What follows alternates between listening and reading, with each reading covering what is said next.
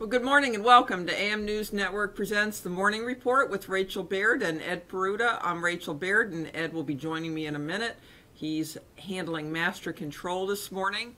It is the summertime. Various vacations are popping up.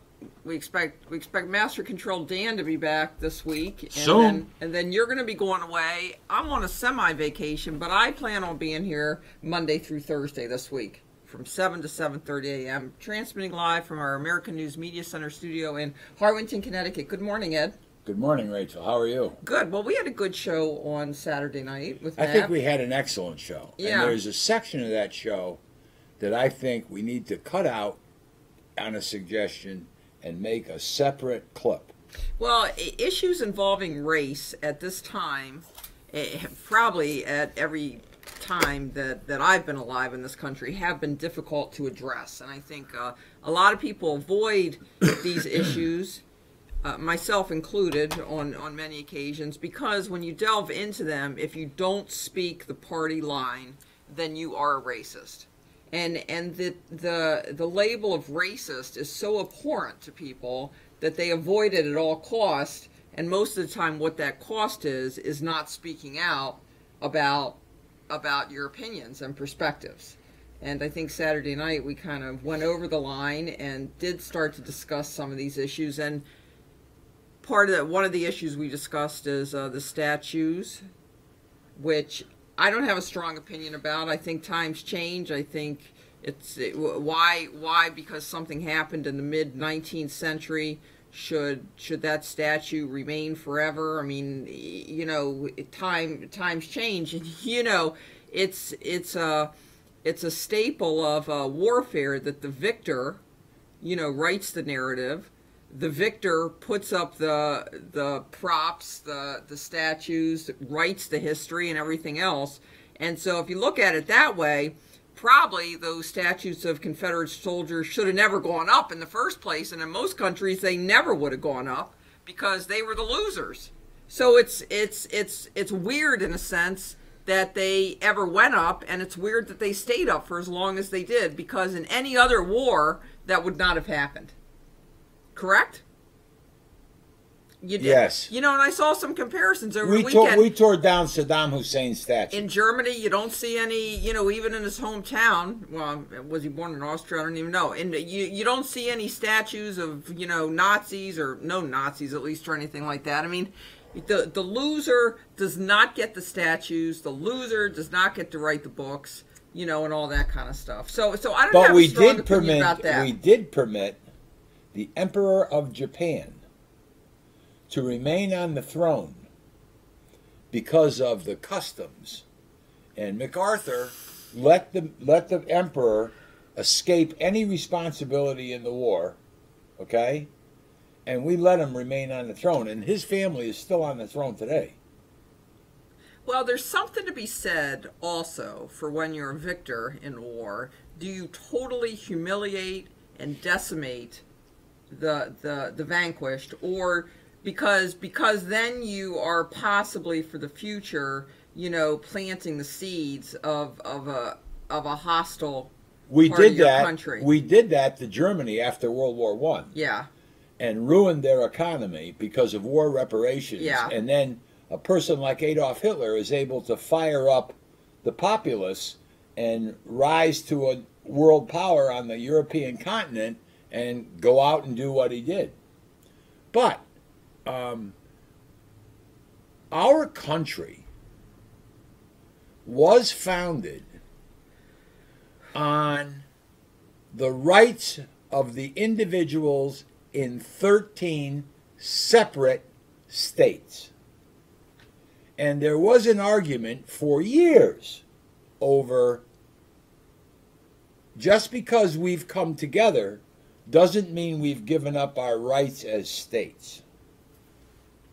But the manner that has slipped away is there have been decisions by the Supreme Court, for example, right, that if you interpret our federal Constitution, it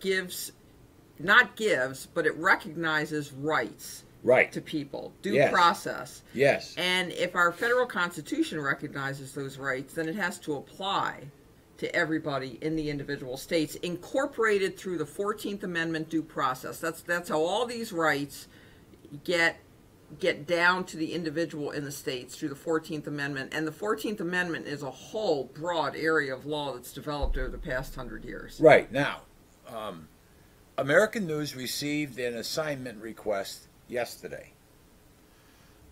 Could we have a camera go into a plaza in St. Augustine, Florida? Of course we can.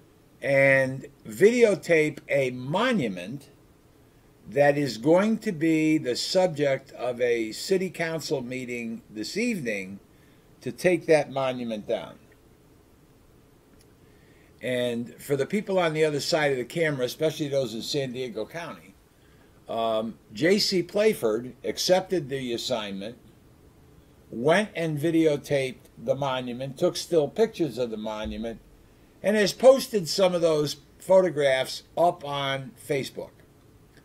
And I can't remember the name of the guy, but they have his, when he was born, when he went into the military. I guess he was nicknamed the Child Soldier.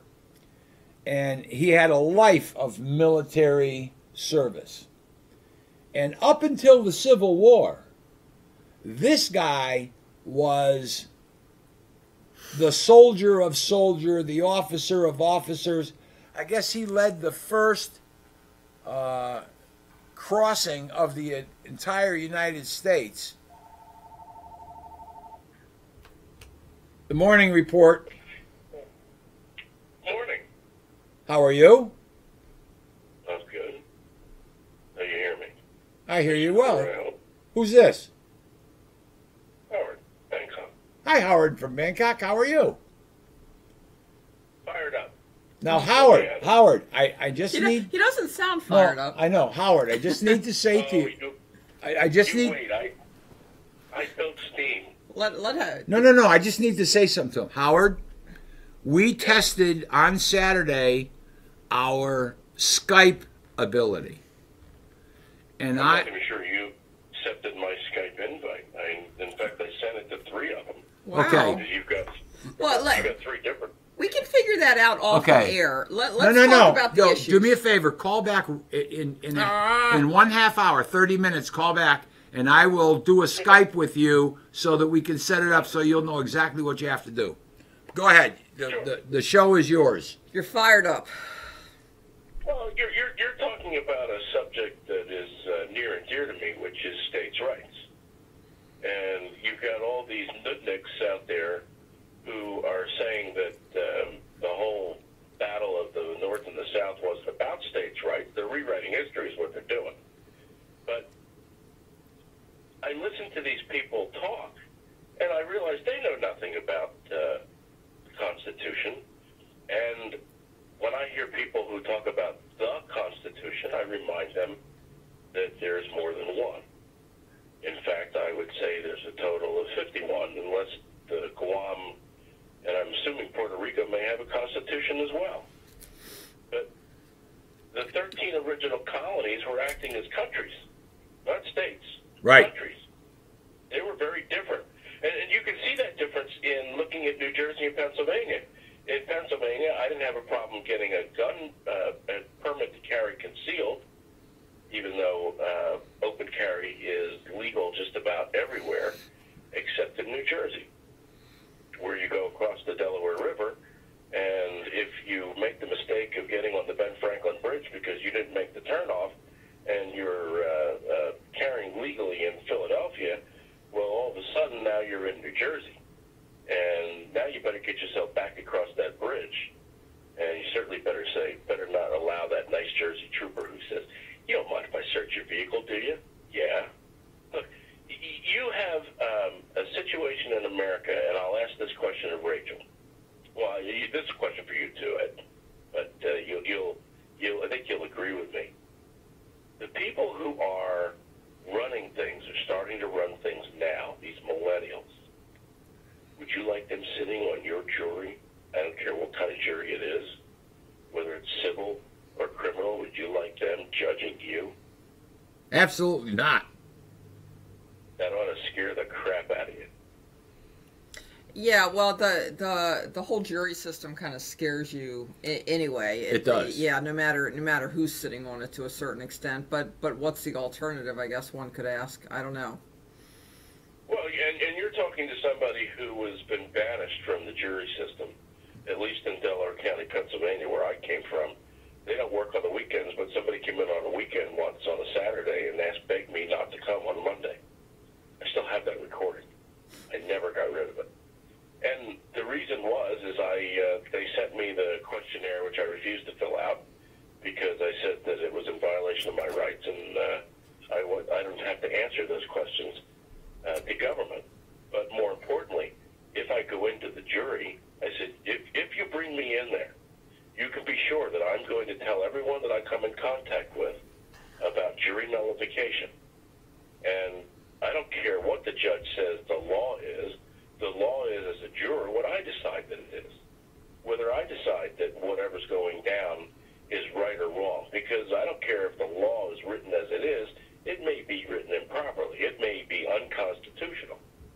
And again, most people don't realize that you have 50 different constitutions out there, including the federal constitution. And the federal constitution didn't come into being until after the 13 colonies, acting as really countries, got together and drafted the Constitution. And I will ask the question, as I always do, how does the created become more powerful than the creator? Right. Listen.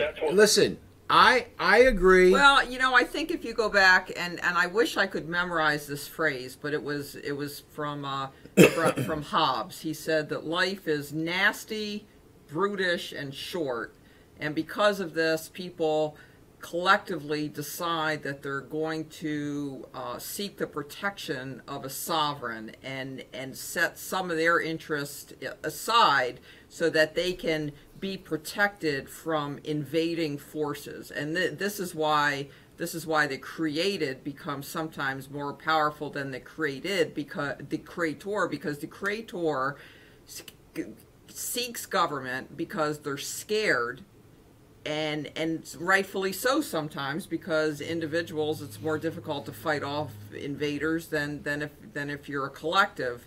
But I think people forget that was the main purpose of government from the beginning, the social compact, one might say. It came through Hobbes and Locke and all those guys. And I think the created has swallowed the creator at this point, but because of fear, because we have government because we are scared. That is the whole purpose of government. I've got to disagree with that. And I'm looking at you on a delay. It's sometimes difficult to talk and watch you guys still on YouTube because you're on at least a 40 or 50-second delay. Yes. But I can see Ed sitting there fidgeting already at what you were saying. I don't believe that that we were scared. I believe we were smart. We knew that we couldn't do it alone, so we put something together that could do it for us. Not for us, but as our representatives, and that's what they were. They were there to represent us. They weren't there to take us over. They were there for our representation, for our protection. And the main reason why we have a federal government is to protect what we can protect by ourselves. That includes upholding the rights of the individual who can't protect those rights by themselves. Look, I'm a big L libertarian. I don't believe in the open borders. I don't believe in any of that, any of the nutty stuff. I don't really care whether you smoke pot or you don't smoke pot. Do what you want. As long as you don't bother me. Don't impinge on my life. Don't bother me. Don't get in my way. Allow me to live my life without bothering you. But the government itself was never supposed to be taking us over. And as far as I'm concerned, it can be taken back at any time. Now, a lot of these people are talking about this conference of states, or that's what they called it about 30 years ago. Before the internet was the internet, I created something that nobody had ever heard of, which was a mailing list, which I did manually in the first 2 years. And that was over this conference of states, which is now becoming popular again. But I'm going to tell you that if we have a constitutional convention, and that's what it is, God help us. Oh, yeah. The people that we sent there. I agree. Look at the people we've sent to Washington now, and we send them there as Tea Party representatives, whatever they are. They go, and then they turn on us, or they get turned, or they get threatened, or who knows what they get. But they don't represent us anymore, and within a few months, they're turned into zombies. They're like Washington zombies that walk around in this fog, and they don't care what happens in America, and they don't care what happens back where the people sent them. And now that they've had a little taste of power, they say, well, we're going to do what we want, and they start voting like John McCain. Frankly, I can't wait for John McCain and Lindsey Graham and the rest of all these nutnicks to make their way out wherever they go, but just leave us alone. But we've had so many people who have misread the Constitution. The Constitution, I think, is very clear. We didn't give the United States government power and dominion over us. I had this conversation, I think I told you, when I sent that law professor from Villanova packing out of a room full of gun grabbers where he thought he was with a bunch of kindred spirits. I acted like a doofus to get the microphone, and when I got it, I tore this guy a new one. And I was relentless until he snapped his books up, threw them up in his briefcase, and walked off. And the question that I asked him was, where am I standing? My feet are in Pennsylvania. They're not in Washington, D.C. This is Pennsylvania, and Pennsylvania law prevails. I'm sorry, but I'm standing in the sovereign. This is a sovereign state. The word sovereign, the word rights. Well, the people, you see the cops when they stop some of these people on some of the videos that are out there, and if you're like me, you spend way too much time watching these videos, these First Amendment audits, the Fourth Amendment audits, the Second Amendment audits. You watch all of them, and you'll see some of these cops go, well, you're not one of them sovereign citizens, are you? And, of course, the initial reaction of the person who's doing the audit is they got to say, well, oh, no, I'm not one of them, as if that was something bad. A sovereign was something that was supposed to be attained. We were supposed to be sovereigns. We were supposed to be the kings of our dominion. We were supposed to keep the government in check, not having the government keep us in check. But I fear for this group of millennials that is taking over, and they will take over. I fear that they will give everything up. Look at them. They're ready. They don't even know what statues they're going to get rid of. Oh, was that guy on a ship in the 1600s? Oh, we got to get rid of him because, he must have been bad or something, must have whatever going on with this guy. They don't even know why they're doing it. And you watch that Jesse Waters from Fox News. Half of them, they go out and they interview these people. They don't have a clue about what's going on. They don't have a clue about what's going on around them. They don't know why they're doing anything. Half of them don't even know why they're protesting. Yep. More than useful idiots. Morons. Well, Howard, I need to just get this in because I want to wrap up on this monument in St. Augustine, which is the oldest city in the United States. I read in JC's photograph on my Facebook page this man's biography in stone. And I have to tell you, 90% of the soldiers in the Civil War were not fighting for slavery. They were fighting to defend their way of life. Now, forget about slavery for a minute. When you live in a community and you're called to arms, you go. There were people that, I want to say Robert E. Lee was offered command of the Union Army, and he had to leave because his loyalty was to his state of Virginia. He said, my loyalty is to Virginia. And yes, the Civil War kind of in stone, so to speak, changed everything, but how do you take away the accomplishments of career soldiers who, after the war, may in fact have continued in military service on the Union side? But they were... We have people that are equating them to Hitler. We have people who are equating them to the Nazis. It is... Listen, Howard, I think it was Dan Lynch, usually in Master Control and sometimes up here on the set with Rachel, made a statement how a year ago I had predicted, and after the election of Donald Trump, I had predicted that it was going to be a long, hot summer, that there was going to be turmoil in the United States. And I do not believe it's over yet. And I believe that there are people who claim to be left, peace-seeking, loving individuals who are carrying clubs to a confrontation. You know, Well, I saw a quote from Ronald Reagan yesterday, and I'm not going to get it exactly right because it's not in front of me, but basically what he said, fascism in the United States will come through liberalism. And if you look at what the liberals are doing now, they are making it so anybody who disagrees with them is a racist or a Nazi, so that people are afraid to speak up and speak out against it for fear of being labeled a Nazi or a racist. And that is how they're getting the power and control that they have. And it has to be confronted. Howard, can you agree with one thing, and then I'm going to give it back to you because you're doing a fantastic job. And I may not be here Wednesday morning. I think I'm going to be, but call in Wednesday. But I just need to ask you a question and see if you can agree with me. All of this left-wing turmoil is going to force people to take sides. Yes. And I cannot go to their way of thinking. And I said that when I switched from Democrat to Republican. And they present the other side as the, KKK. And I'm not. And the Nazis that are marching in Charlottesville. But and I want to give it back to Howard, but I just want to finish with this. I switched from a lifelong, what I would consider liberal Democrat, to the Republican Party.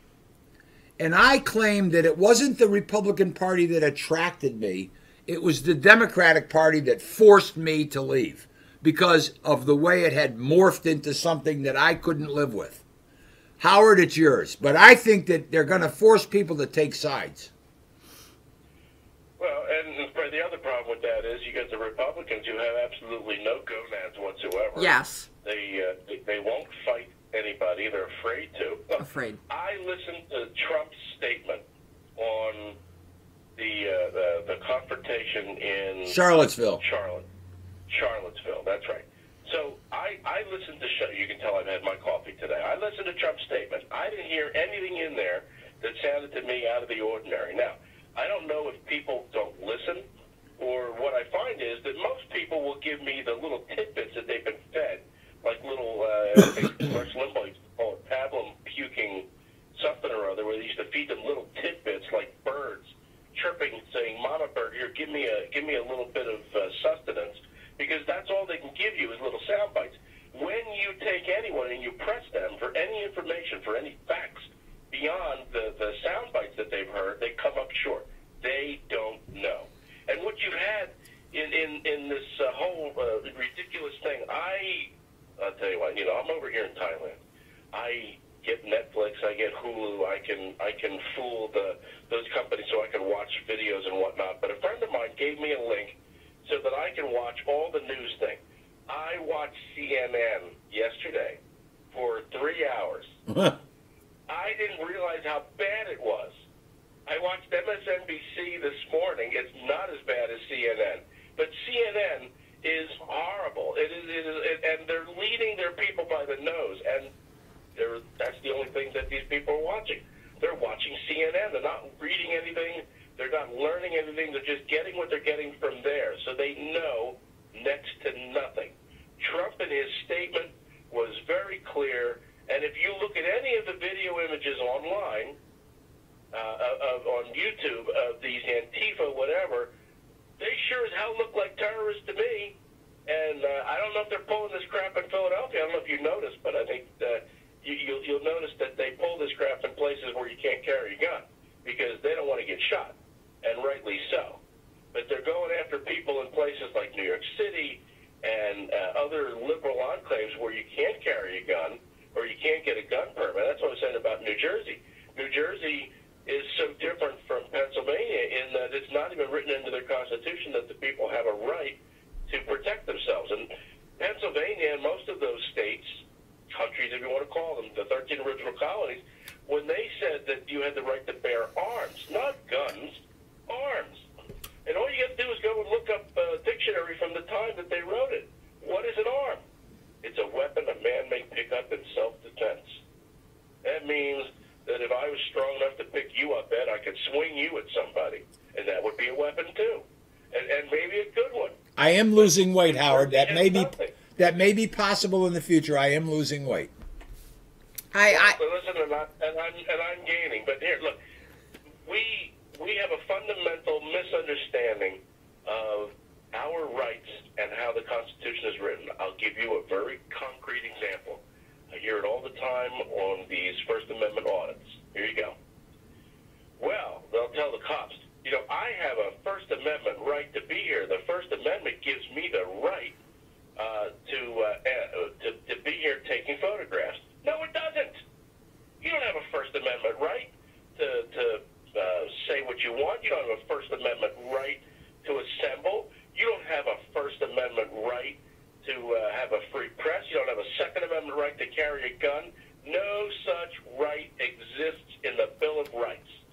The Bill of Rights was misnamed. It's like a bill that went through Congress, where they call it the Patriot Act. There's nothing patriotic about it. The Bill of Rights really was a bill of, hey, government, this is what you can't do. And I hear this from lawyers, too. They'll tell me, oh, well, the Second Amendment gives you the right to carry a gun. No, it doesn't. The Second Amendment clearly tells the government that it shall not infringe on the rights of the people. It's not written to you and to me. It's written to the government.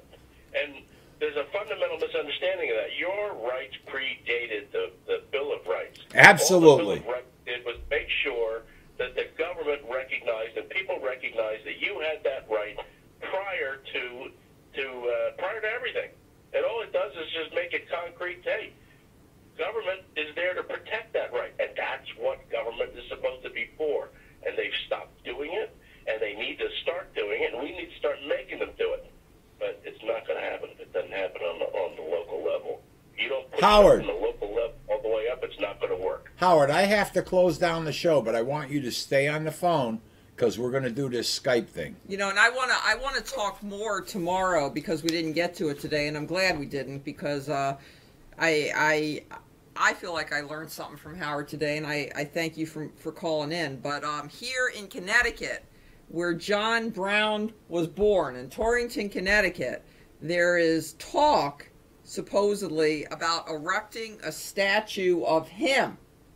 And it says in this article that John Brown advocated that slaves take up arms to win their freedom. And there is a campaign going on right now to, I guess, give him a statue where other statues are being taken down. So we're going to wind up the show, talk more about that tomorrow. Everybody have a great Monday, and